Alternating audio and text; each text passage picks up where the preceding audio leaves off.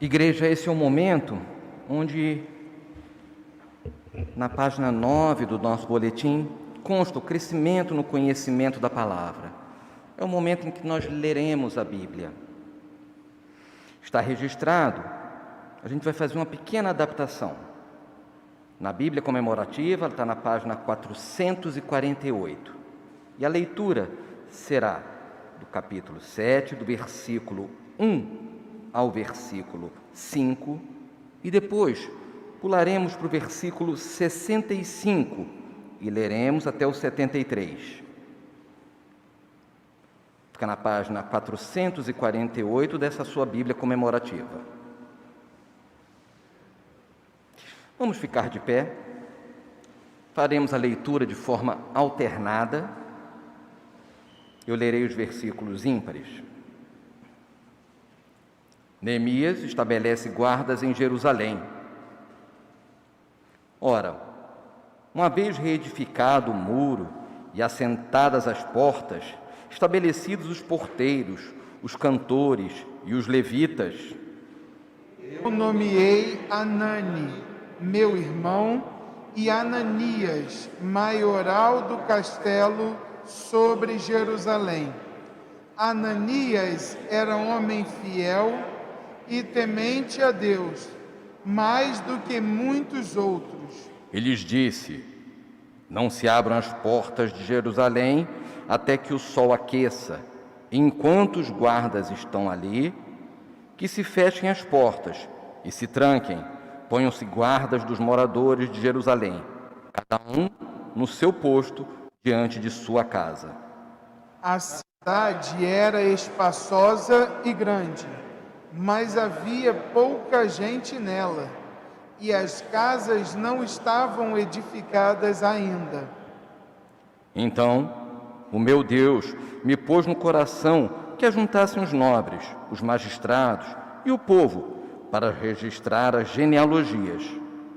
Achei o livro da genealogia dos que subiram primeiro, e nele estava escrito.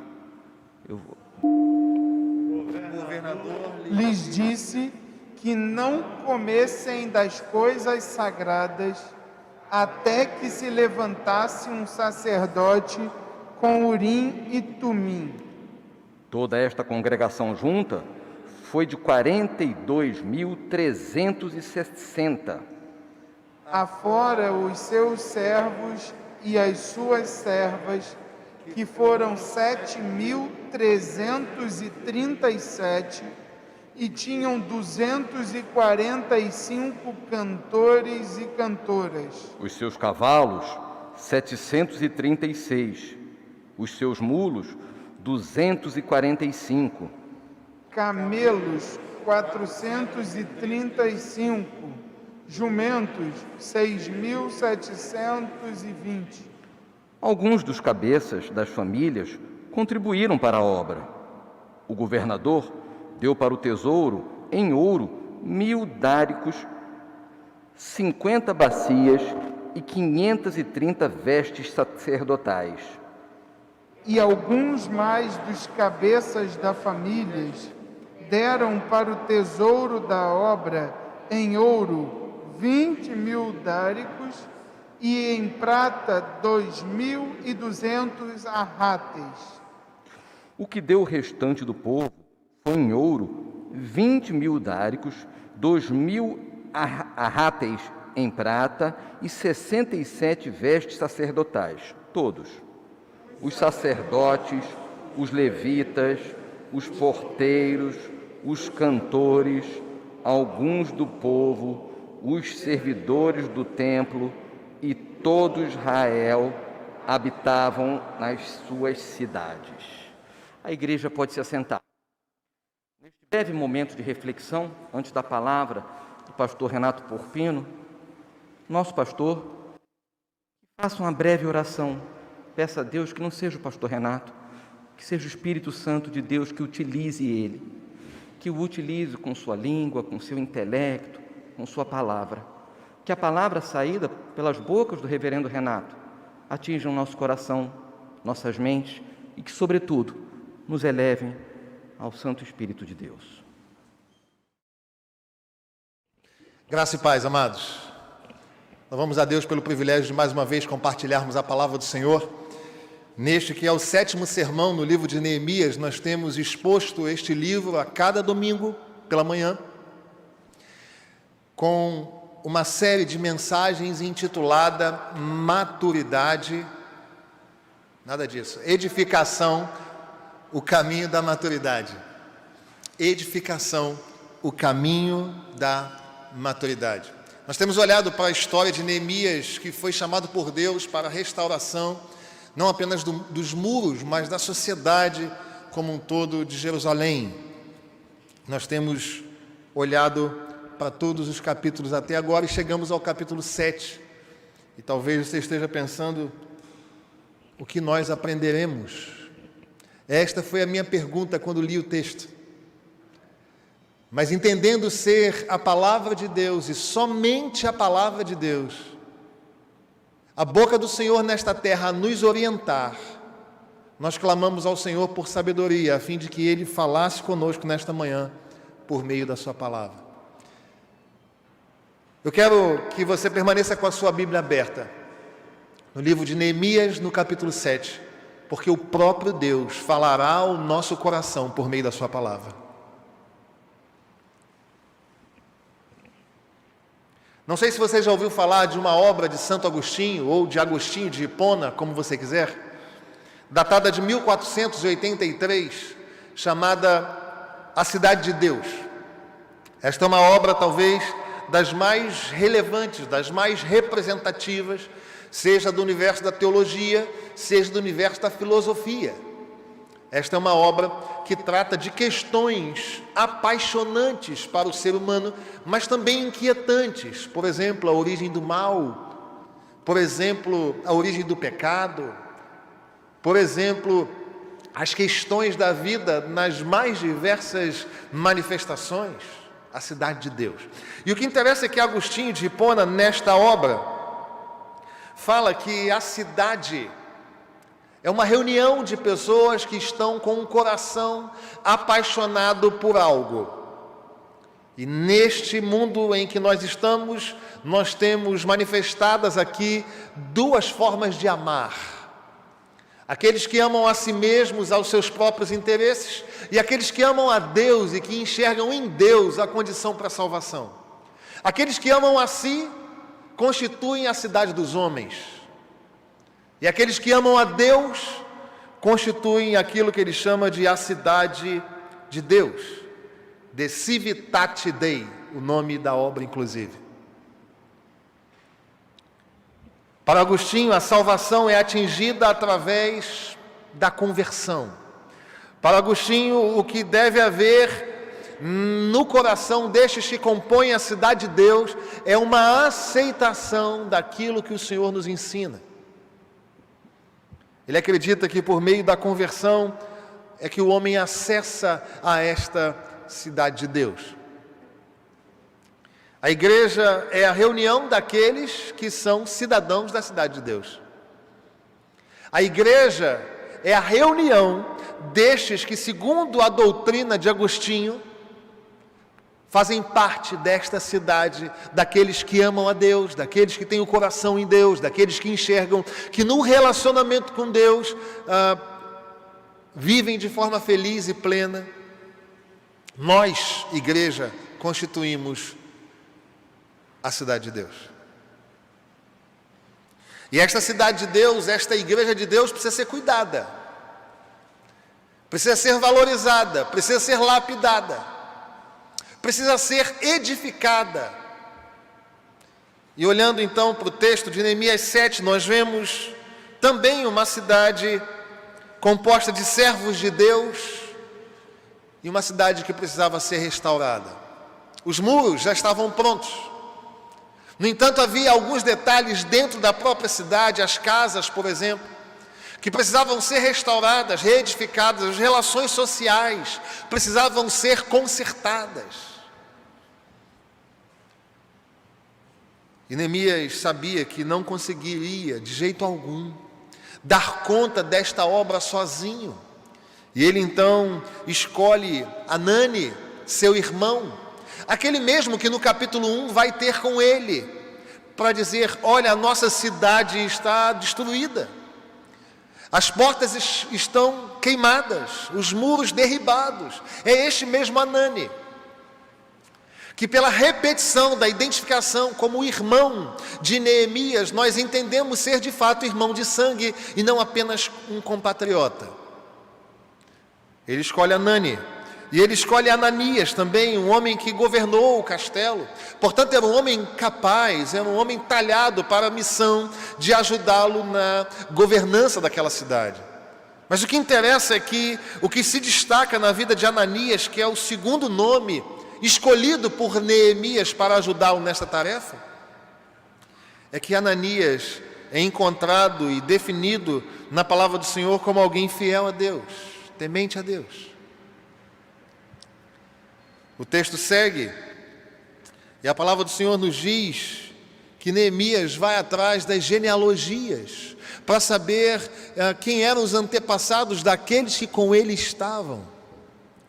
E segue-se uma lista grande que foi propositadamente pulada na leitura, mas você pode fazer a leitura em sua casa.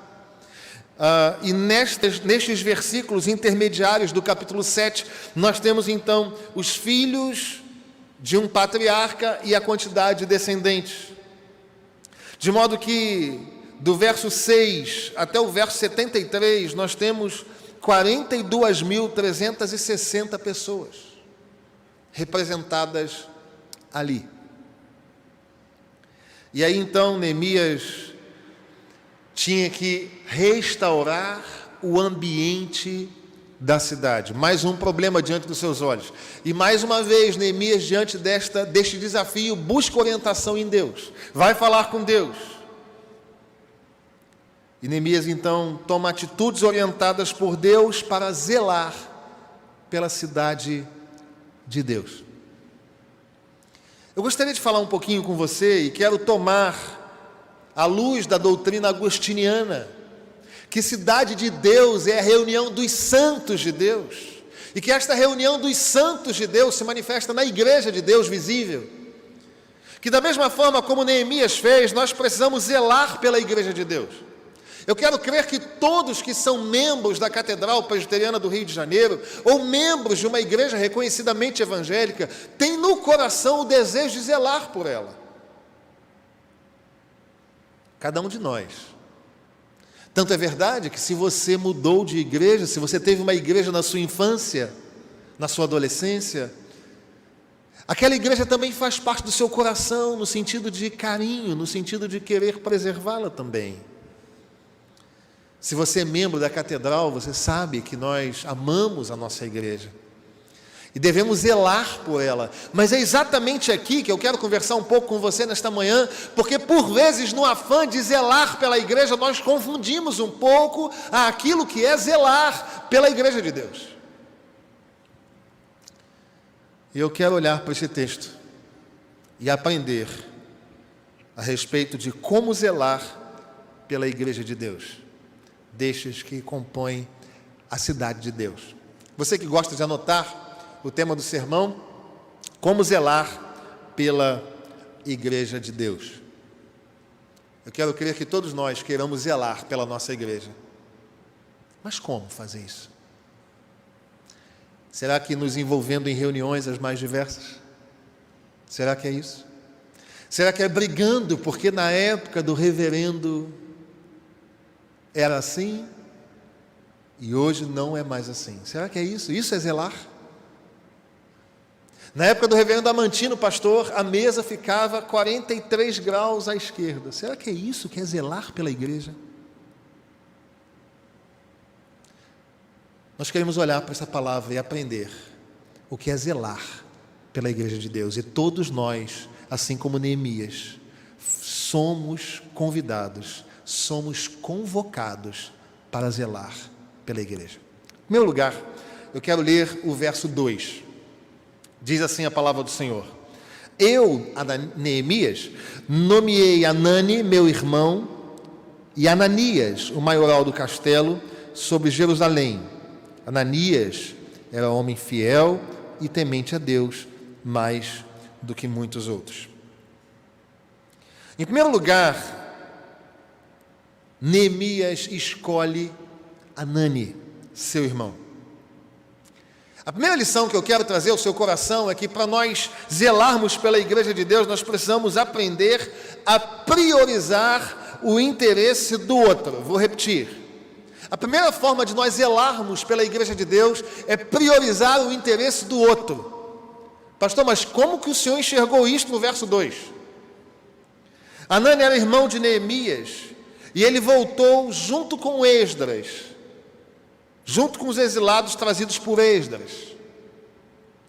E ao perceber a ruína de Jerusalém, ao perceber que estava tudo destruído há mais de 140 anos, muitos viram este sinal, muitos viram esta calamidade, mas foi Hanani que voltou para falar com Neemias, dizendo: Neemias, deixa eu falar uma coisa para você, a coisa lá na nossa cidade não está boa não, destruíram tudo, está tudo destruído, está tudo queimado.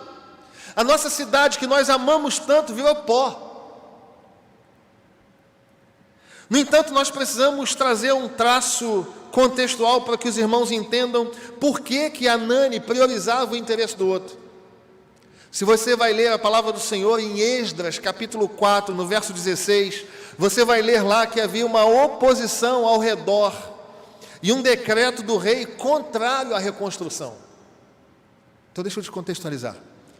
Havia um decreto para que não se consertasse nada, para que não se restaurasse a cidade. E Hanani resolve descumprir a ordem do rei, porque ele pensou em seus compatriotas. Se você quer zelar pela igreja de Deus, você precisa de uma vez para sempre pensar em priorizar o interesse do outro, em amar o outro, em viver em unidade com o outro. Por vezes a sociedade do tempo presente busca reconhecimento, aplausos, aceitação social, poder, dinheiro no banco. Prioriza-se sempre aquilo que diz respeito a mim, aquilo que diz respeito à minha casa, aquilo que diz respeito aos meus filhos, quando na verdade o Senhor está nos ensinando a fazer como o Hanani, priorizar o bem do outro, o bem-estar do outro, o lucro do outro, o avanço do outro, o crescimento do outro, o amor pela vida do outro. O desafio nosso não é olhar para nós e nos proteger, mas é olhar para o outro e entender que o outro também é alvo do amor de Deus. Se nós queremos zelar pela igreja, talvez tenha chegado a hora de cada um parar de olhar para si, cada um parar de olhar para aquilo que gosta, cada um parar de olhar para os seus pensamentos, para as suas posições, para os seus guetos e começar a entender que nós estamos aqui para servirmos a Deus e a servirmos o outro. Isto tudo em uma palavra: unidade. Quando o Senhor Jesus se preparou para a sua morte, em João 17, 20 e 21, ele diz o seguinte: não rogo somente por estes, mas também por aqueles que vierem a crer em mim, por intermédio da sua palavra, a fim de que todos sejam um, e como és tu, ó Pai, em mim, e eu em ti, também sejam eles em nós, para que o mundo creia que tu me enviaste. Sabe como é que o mundo vai crer que o Senhor, o Pai, enviou o Filho? Você sabe como é que eles vão crer? Quando eles olharem para a igreja e verem a igreja caminhando, e virem a igreja caminhando em unidade. Se nós queremos zelar pela igreja, ame o outro. Se nós queremos zelar pela igreja, você precisa viver em paz com o outro, perdoando o outro, seguindo com o outro, apesar das diferenças. E a Trindade Santa é um bom exemplo para isso. Eles vivem em unidade, apesar da pluralidade. E alguém pode perguntar: pastor, mas eu já tentei tanto. Como que eu vivo em unidade? Como que eu posso zelar pela igreja, valorizando o interesse do outro? Como isto pode acontecer? Tiago capítulo 3, versos 17 e 18 nos ensinam o seguinte: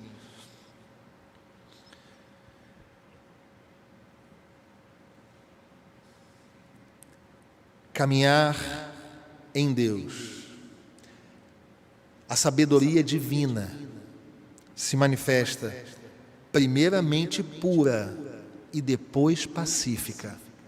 Tiago 3, 17 e 18. Primeiramente pura, depois pacífica. O que acontece é que por muitas vezes nós queremos fazer o contrário. Nós queremos fazê-la pacífica. Queremos fazer dos nossos relacionamentos pacíficos antes de pensarmos em santidade. Se nós queremos zelar pela igreja, nós precisamos priorizar o interesse do outro. Santidade é a fonte para viver em paz.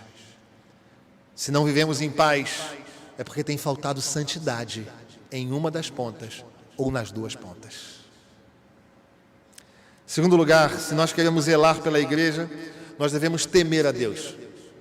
Diz o verso 2, que Ananias era um homem fiel e temente a Deus mais do que aos outros. O que diferenciava Ananias não era o seu trabalho, mas era o seu caráter. O que diferenciava Ananias não era aquilo que ele poderia fazer sob a liderança de Neemias, mas aquilo que ele tinha no coração diante de Deus. Não interessava que ele era capaz, o seu currículo, a quantidade de experiência que ele tinha, o quanto ele já tinha logrado êxito em diversas missões. O que fez diferença aos olhos do visionário Neemias era o fato de este homem, chamado Ananias, ser um homem fiel e temente a Deus. Se nós queremos zelar pela casa do Senhor, se nós queremos zelar pela igreja de Deus, nós precisamos temer a Deus. A palavra do Senhor vai dizer que o temor do Senhor é o princípio da sabedoria. Provérbios capítulo 1, verso 7. O temor de Deus é a fonte para uma igreja saudável. Se nós tememos a Deus, nós vamos nos relacionar de forma adequada. Efésios capítulo 5, verso 21 diz: sujeitem-se uns aos outros por temor a Deus. Nós precisamos compreender que se nós queremos zelar pela igreja, nós precisamos temer a Deus. Precisamos ter intimidade com Deus. Precisamos ter vida com Deus. Precisamos orar ao Senhor. Precisamos buscar estar na presença de Deus.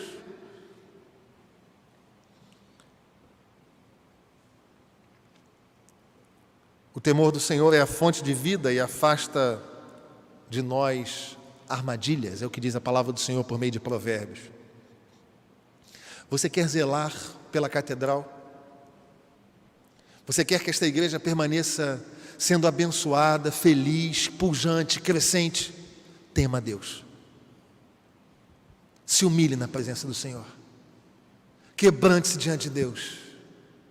Não tem a ver com a beleza dos seus olhos, não tem a ver com o quanto de sorriso você expõe, não tem a ver com o quanto você é bem relacionado com aqueles que estão à sua volta, tem a ver com o quanto eu e você nos humilhamos na presença do Senhor. Isto é zelar pela igreja, queridos.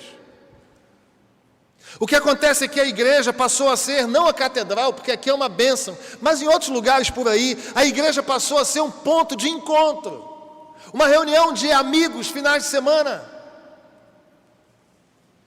em que as pessoas saem daqui e vivem de segunda a sábado, da mesma forma que sempre viveram. No entanto, o que o Senhor espera de nós, como pessoas que querem zelar pela igreja, é uma vida de temor a Deus. Você está entendendo, seu pastor? Não tem a ver com a quantidade de abraços que você dá ao final do culto, tem a ver com o quanto você se relaciona com o Pai. Assim, nós vamos estar zelando pela igreja. Como zelar pela igreja? Em primeiro lugar, priorizando o interesse do outro. Em segundo lugar, temendo a Deus. Em terceiro lugar, olha o que nos diz o verso 5, irmãos, que coisa linda. Que coisa linda. Então, o meu Deus me pôs no coração que ajuntasse os nobres, os magistrados e o povo para registrar as genealogias. Sabe quem fez isso? Não foi o historiador de plantão que estava ali e falou: olha, precisamos das genealogias. Não foi. Não foi aquele que é aferrado à história da igreja, não foi. O verso 5 diz quem fez isso? O próprio Deus. O próprio Deus falou para Neemias assim: junta todo mundo aí, os nobres, os magistrados, o povo, junta, e olhem para trás. Se nós queremos zelar pela igreja, nós precisamos valorizar o passado. É interessante como as raízes de cada um de nós, como igreja, como servos de Deus, são raízes importantes e que identificam aquilo que nós somos. O Senhor orienta a Neemias a levantar a memória do povo, a olhar para o passado. Meus irmãos, nós estamos relacionados, vinculados a uma rica herança. Eu tenho certeza que você já está pensando assim: ah, exatamente, meu pastor, a minha família. Não é isso que eu estou falando, irmãos. Já sei o que você está pensando então.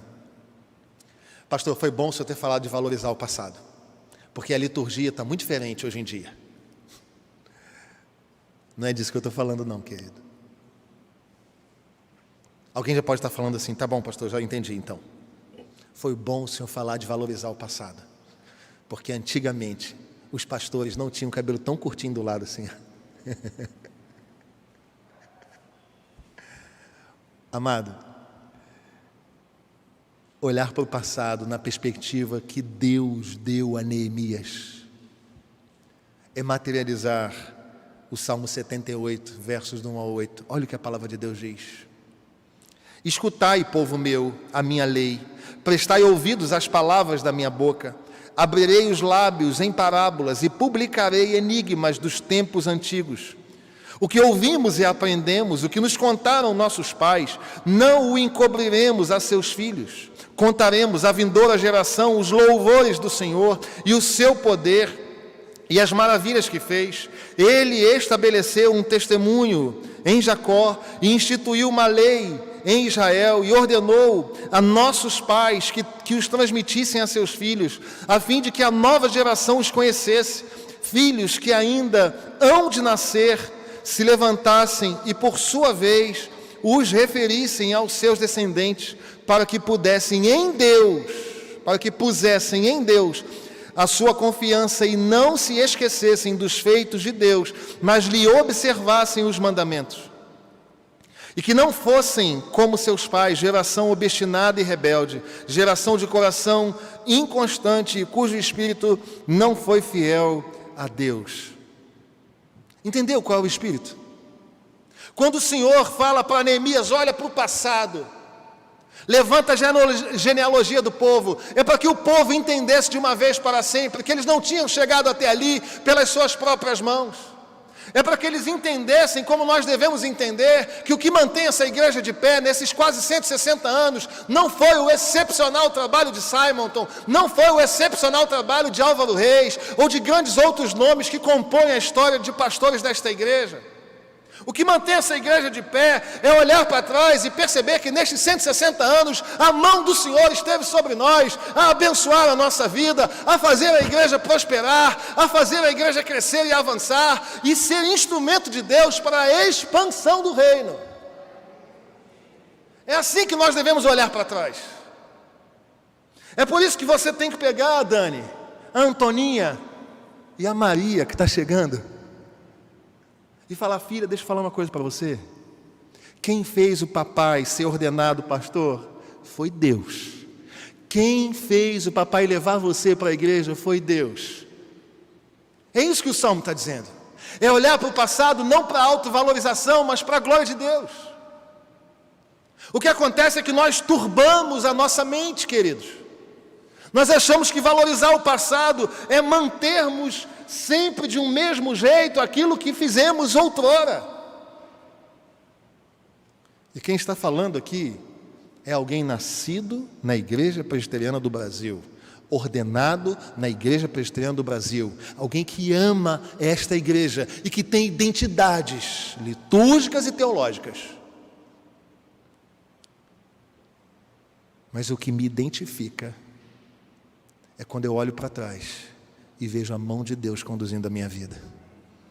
O que me dá esperança para o futuro é saber que Deus nunca me abandonou nestes quase 46 anos de idade.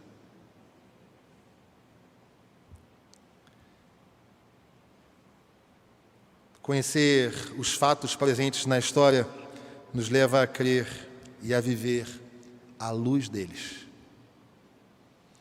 Quando Neemias levanta a genealogia, ele estava falando para o povo assim: povo, nós já fomos cativos, mas o Senhor nos libertou.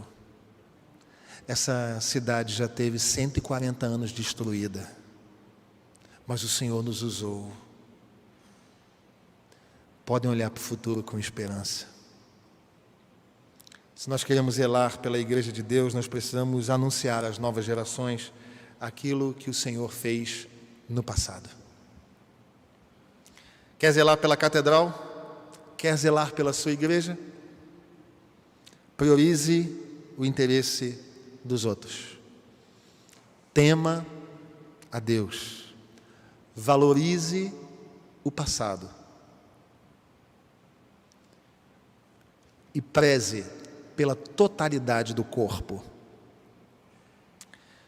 Os versos que vão do 5 ao 69, nós não vamos ler, fique tranquilo. Os versos que vão do 5 ao 69 mostram que pessoas foram chamadas por Deus para tarefas específicas, colocadas em locais específicos, e cada um conhecia a sua vocação e desempenhava o seu papel adequadamente. Neemias chama pelo nome líderes, sacerdotes, os maiorais, mas chama também pelo nome ao povo, identifica-se com o povo, cuida do povo. Cada um de nós tem um trabalho a realizar, queridos. Cada um de nós. Alguém pode falar assim: não, pastor, eu não tenho. Na catedral eu não tenho nenhum trabalho. Eu não faço parte de nenhum ministério.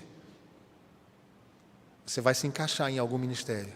Ainda que não seja institucional, você pode se encaixar, por exemplo, no ministério da visitação, da oração, do louvor, da pregação e tantos outros, da recepção. Pastor, mas eu não fui escalado, não. Você não precisa ser escalado, você fica lá na porta. Fala: seja bem-vindo, Deus te abençoe em nome de Jesus. Todos nós temos uma missão, uma tarefa na reedificação e no zelo pela palavra de Deus e pela cidade de Deus. Enquanto estava fazendo este sermão e preparando, e estudando e orando, Deus me trouxe ao coração uma irmã que fez aniversário esta semana. Uma irmã que os pastores sabem o que faz, mas que por muitas vezes os irmãos só pensam nela como corista do coral Canuto Regis. Irmã Helenir Avilés recebeu uma tarefa de uma outra mulher de Deus, chamada Ondina Brasil. Ondina Brasil cuidava dos pastores antes dos cultos. E quando ela começou a perceber que a demanda estava demais para ela, ela chamou Helenir e falou assim: olha aqui, ó, você recebe essa tarefa e cumpre direito. E não tenta ir lá falar o que não deve para o pastor, não, que você encontra uma barreira antes.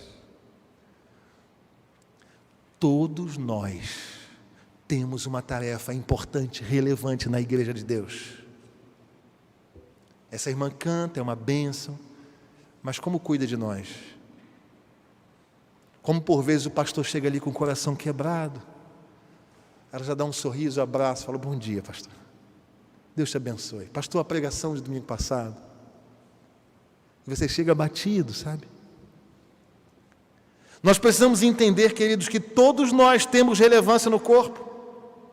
Não sem motivo, em 1 Coríntios, Paulo vai falar no capítulo 12, do 14 ao 23, que nós somos corpo e que se somos corpo não há complexo de superioridade. O olho não pode dizer para as mãos: eu não preciso de vocês. Mas também não pode haver complexo de inferioridade, porque os pés não podem dizer aos olhos: porque não sou olho, não sirvo.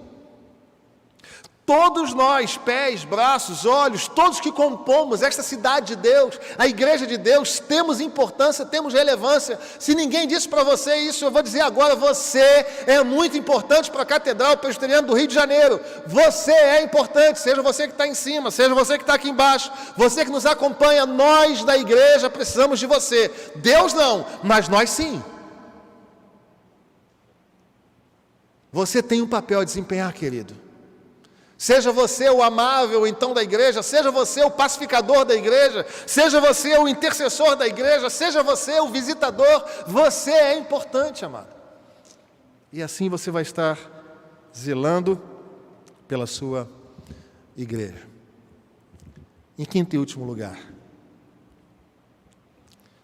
observe os princípios bíblicos. Olha o que diz o verso 64. Estes procuraram o registro nos livros genealógicos, porém o não acharam, pelo que foram tidos por imundos para o sacerdócio. Pastor, não entendi. Neemias compreendia que o sacerdócio não podia ser exercido por alguém que não fosse da descendência de Arão. É por isso que uma vez procurando aqueles que se diziam sacerdotes no livro das genealogias, e quando não acharam lá, falou assim, não, vocês não vão entrar não. Porque sacerdócio é coisa séria. Se o sacerdócio estiver corrompido, isso influencia a fibra moral e espiritual do povo. Muitos pastores hoje não podem provar que são do povo de Deus. Escute isto. Pastores, hoje, não podem provar com a vida e com o testemunho que são filhos de Deus. Não deveriam estar domingos pelos púlpitos, porque um sacerdócio corrompido gera corrupção na igreja. Muitos deles estão comprometidos com falsas doutrinas, queridos. Muitos deles destilam mentiras na fala e na vida. Espalham a partir das cátedras e dos púlpitos discursos muito bonitos, filosoficamente construídos, mas vazios de existência. Abastecem o povo com mensagens sociais. O importante é amar. Não que não o seja, viu? Mas o Evangelho de Jesus não é uma mensagem social.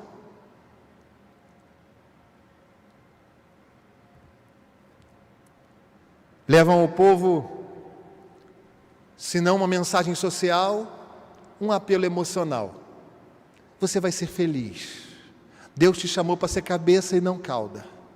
E você não encontra nesse evangelho pregado nesses lugares uma palavra de arrependimento, uma palavra de chamada do povo a uma vida acertada com Deus, uma vida de santidade. Não, isso não cabe mais, porque isso espanta pessoas.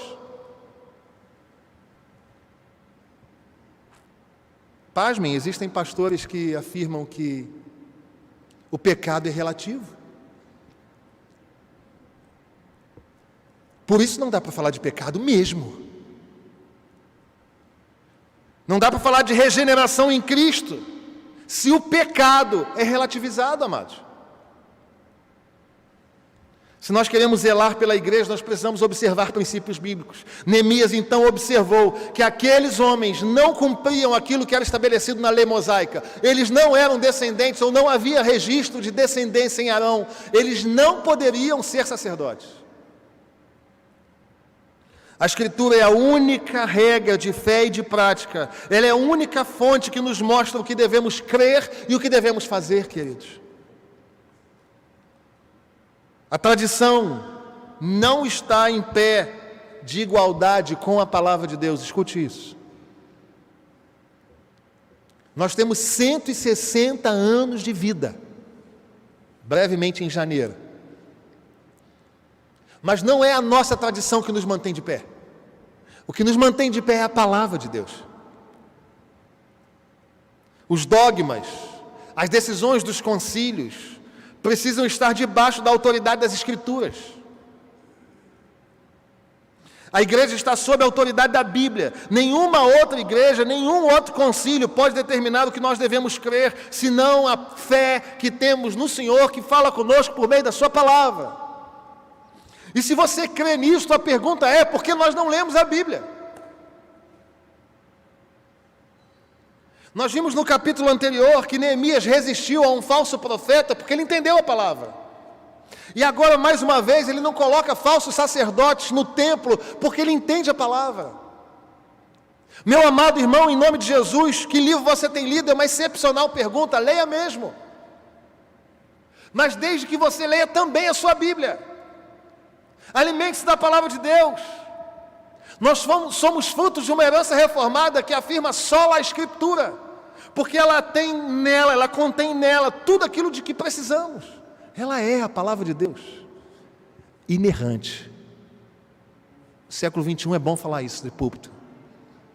Infalível, palavra de Deus. Não é o que eu sinto que é a norma do meu viver, não. É o que a palavra de Deus diz. A Bíblia regula e julga as nossas experiências e não o contrário. Não são as nossas experiências que relativizam e que definem a Bíblia. É a Bíblia que nos dá a diretriz e o norte para aquilo que devemos fazer. O que cremos pavimenta aquilo que fazemos. Quem zela pela igreja precisa observar a palavra de Deus e obedecê-la. A sociedade até solta fogos quando nós falamos de tantas verdades.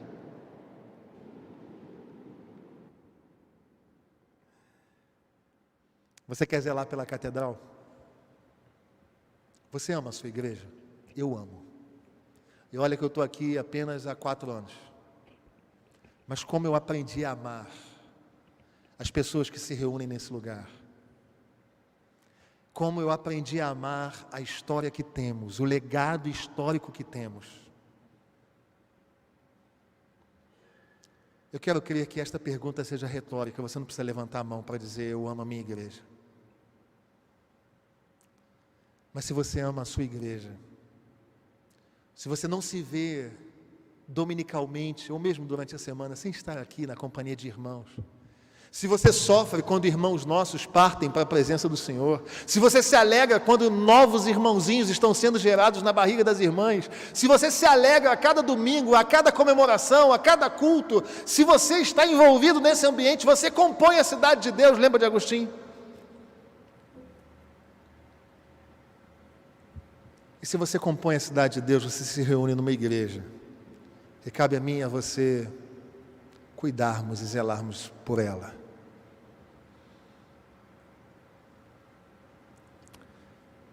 Priorize o interesse do outro. O pastor quer te orientar a não atender, primeiramente, àquilo que te agrada. Prefiram-se em honra uns aos outros.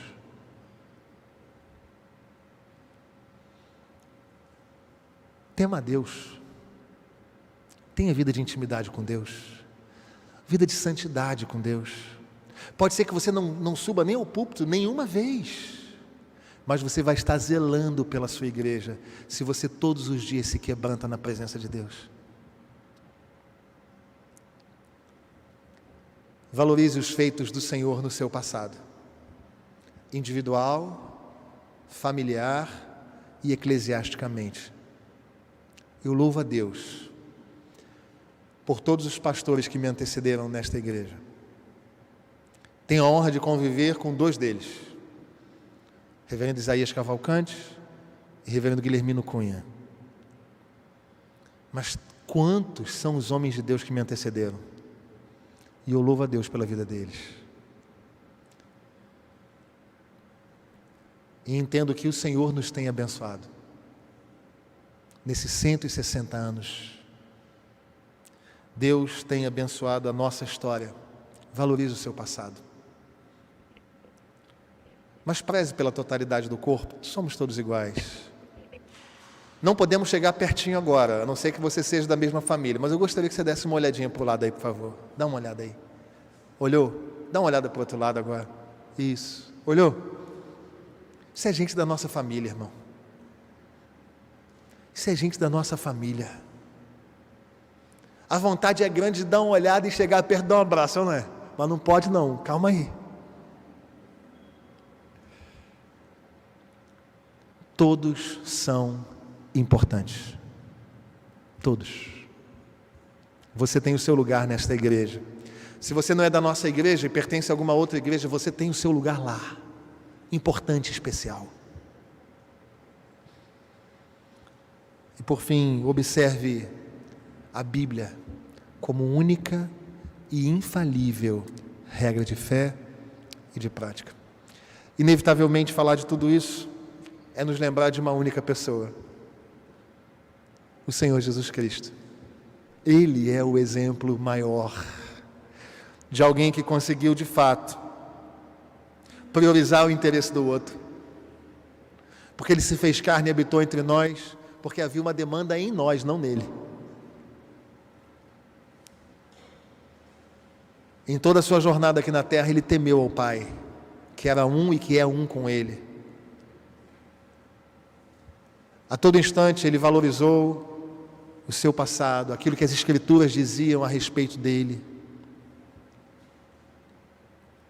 A todo instante Ele envolveu pessoas e cuidou de todos com muita importância. E a todo instante fazia menção à palavra do Pai. O Senhor Jesus é o nosso exemplo. Que nós vivamos assim, zelando pela Igreja de Deus, como reunião daqueles que compõem a cidade de Deus. Que Deus nos abençoe. Que Deus nos faça zelar pela nossa igreja, amar a nossa igreja, chorar na presença do Senhor pela nossa igreja, a fim de que nós sejamos abençoados a cada dia e que a cada dia o Senhor nos faça crescer para a glória dEle, para a honra do Seu nome, em nome de Jesus.